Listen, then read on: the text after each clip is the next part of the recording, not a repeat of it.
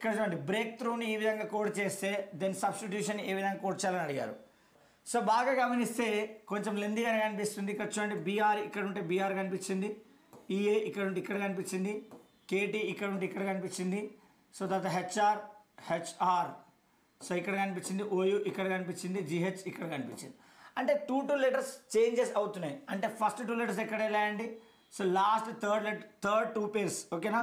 So first 2 letters ఎక్కడ మనకి SEO last నుండి థర్డ్ పేర్. సో అన్ని దగ్గర లాస్ట్ నుండి థర్డ్ పేర్ ఉంది. సో ఫస్ట్లో చూద్దాం ఒకసారి.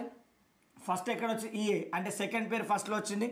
సో బిఎస్ ఫస్ట్లో ఉండాలి. సో ఒకటే ఆప్షన్ ఉంది, దట్ ఈజ్ యువర్ ఆన్సర్ ఓకేనా. 2 లెటర్స్ పేర్ అండి. సో అందరికీ వస్తుంది, సబ్జెక్ట్ అందరికీ యూజ్ అవుతుంది, డోంట్ వరీ.